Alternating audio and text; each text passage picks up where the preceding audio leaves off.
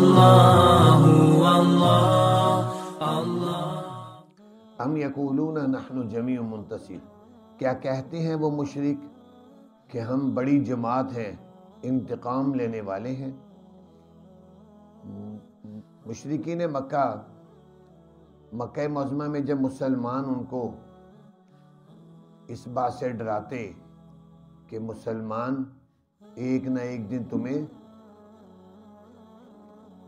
عذاب سے دوچار کریں گے اور تمہارے ساتھ جب مقابلہ ہوگا، ایک تو یہ ہے کہ مسلمان تمہیں ماریں گے اور دوسرا یہ ہے کہ تم اللہ کے عذاب میں بھی گرفتار ہوگے، تو آگے سے وہ کہتے تم ہمیں مارو گے، تم تو تھوڑے سے ہو، تم کیا کر سکتے ہو، نحن جمیع منتصر، ہم بڑی جماعت ہیں، ہم انتقام لیں گے تم سے اور تمہیں چھوڑیں گے نہیں۔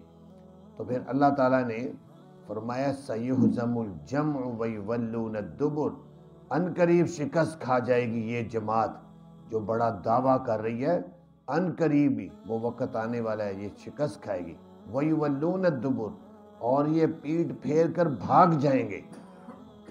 اور ایسے ہی ہوا۔ کچھ عرصے کے بعد جب نبی پاک صلی اللہ علیہ وسلم صحابہ کرام ہجرت کر کے مدینہ منورہ پہنچے، سن 2 ہجری میں غزوہ بدر کا واقعہ پیش آیا اور مسلمان بے سر و سامانی کے عالم میں تھے۔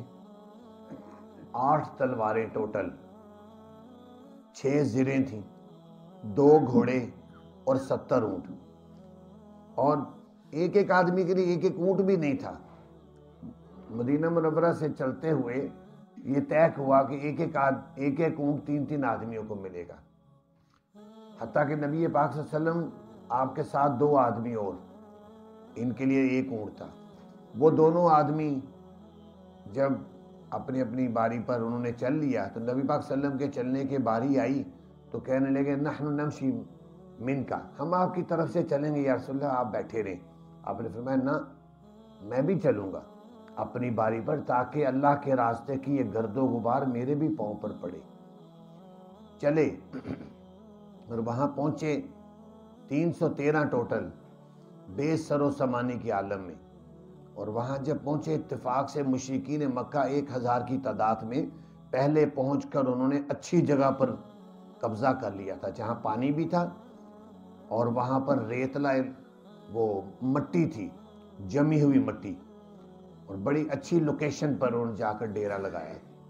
مسلمان جب پہنچے تو نہ یہاں پانی تھا اور جہاں پر مسلمان ٹھہرے یہاں ریت تھی۔ شیطان نے وسوسہ ڈالا کہ تم حق پر ہو تو پھر تمہارے ساتھ یہ کیا ہوا، نہ تو تمہیں پانی ملا اور تم ریتلی جگہ پر ہو، یہاں سے تمہارا بھاگنا بھی، کیونکہ ریت میں پاؤں دھنستے ہیں، آدمی دوڑ کر جلدی سے بھاگ نہیں سکتا۔ تو اللہ کی شان، راتوں رات بارش ہوئی، اللہ تعالیٰ نے وہ جو ریت تھی وہ ایسے فرش کی طرح جما دی، اور جہاں مشرکین ڈیرے لگائے بیٹھے تھے مٹی کی جگہ وہاں کیچڑ ہی کیچڑ ہو گئی۔ مسلمانوں نے پانی بھی اکٹھا کر لیا۔ رات کو نبی پاک صلی اللہ علیہ وسلم نے اپنے سرخ رنگ کے خیمے میں داخل ہوئے اور گڑ گڑا کر دعائیں کی، اللہ یہ چھوٹی سی جماعت میں لے کر آیا ہوں، یہ تیری پرستش کرنے والی جماعت ہے، تیرے ماننے والے لوگ ہیں، بے سر و سامانی کے عالم میں آئے ہیں، تو نے ان کی مدد کرنی۔ تو بڑی گڑ گڑا کر دعائیں کی، اللہ تعالیٰ نے خوشخبری سنائی سَيُهْزَمُ الْجَمْعُ وَيُوَلُّونَ الدُّبُرَ، یہ جو جماعت سامنے آئی بیٹھی ہے ان قریب شکست کھا کر یہ دم دبا کر بھاگیں گے۔ صبح ہوئی، نبی پاک صلی اللہ علیہ وسلم نے فرمایا کہ جنگ شروع کریں۔ پہلے 3 بڑے بڑے کافر عتبہ، شیبہ، ربیعہ یہ میدان میں آئے مشرک، کہنے لگے ہمارے مقابلے میں بھیجو۔ نبی پاک صلی اللہ علیہ وسلم نے 3 انصاری نوجوان بھیجے، انہوں نے پوچھا تم کون ہو؟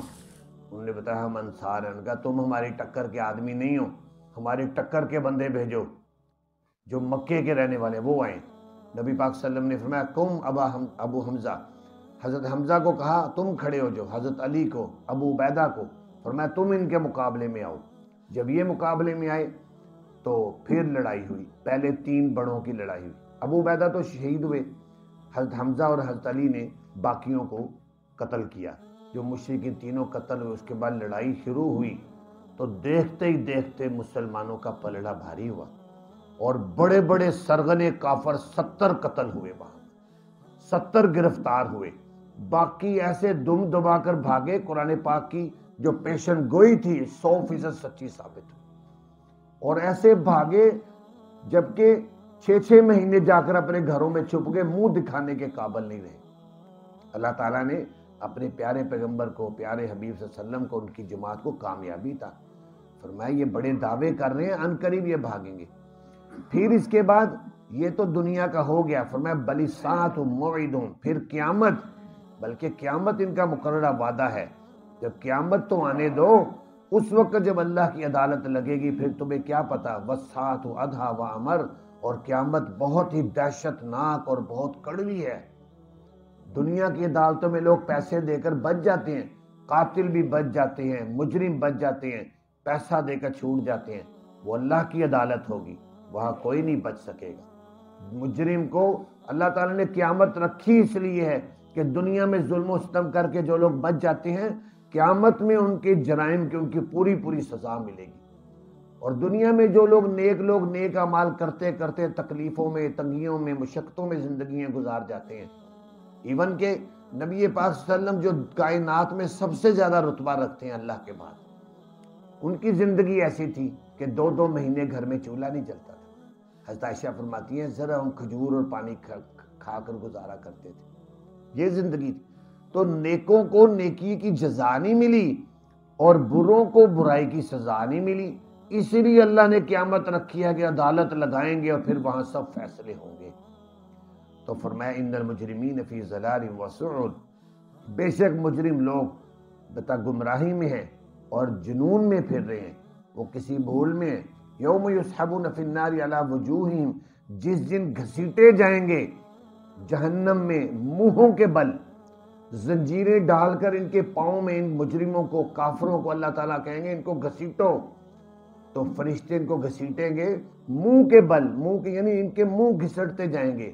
اللہ تعالیٰ فرمائیں گے ذوقوا مس سقر، چکھو تم جہنم کی عذاب کا مزہ، دنیا میں شرک کرتے رہے، کفر کرتے رہے، اب تمہیں پتہ چلے گا۔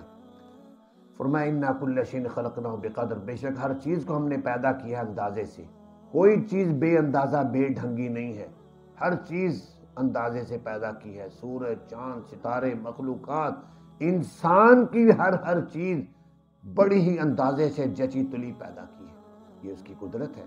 فرمایا وما امرنا الا واحدۃ کلمح بالبصر، نہیں ہے ہمارا حکم مگر ایک ہی حکم ہوگا، اور وہ ایسا حکم ہوگا کلمح بالبصر، جیسے جھپکنا ہوتا ہے آنکھ کا۔ فرمایا قیامت کے لیے کوئی لمبے پاپڑ بیلنے نہیں پڑیں گے، قیامت تو ایسی ہوگی جیسے تمہاری آنکھ جھپکتی ہے پتہ بھی نہیں چلتا، ایسے ہمارا حکم ہوگا اور قیامت قائم ہو جائے گی۔ لوگ اپنے اپنے کام کاج میں مصروف ہوں گے، اچانک قیامت قائم ہو جائے گی۔ وَلَقَدْ أَهْلَكْنَا أَشْيَاعَكُمْ فَهَلْ مِن مُدَّكِرٍ، البتہ تحقیق ہلاک کر دی ہم نے تمہارے جیسی بے شمار جماعتیں، بس کیا کوئی ہے نصیحت حاصل کرنے والا؟ ان کی ہلاکتوں کو، عذابوں کو سوچ کر نصیحت حاصل کرو۔ وَكُلُّ شَيْءٍ فَعَلُوا فِي الزُّبُرِ، ہر چیز جو بھی کی ہے انہوں نے وہ کتابوں میں لکھی ہوئی ہے۔ یہ نہ سمجھو ہم صبح سے لے کر شام تک جو کام کر رہے ہیں کسی کو کیا پتا، ہر چیز لکھی جا رہی ہے۔ وَكُلُّ صَغِيرٍ وَكَبِيرٍ مُسْتَطَرٍ، ہر چھوٹی بڑی چیز لکھی ہوئی ہے۔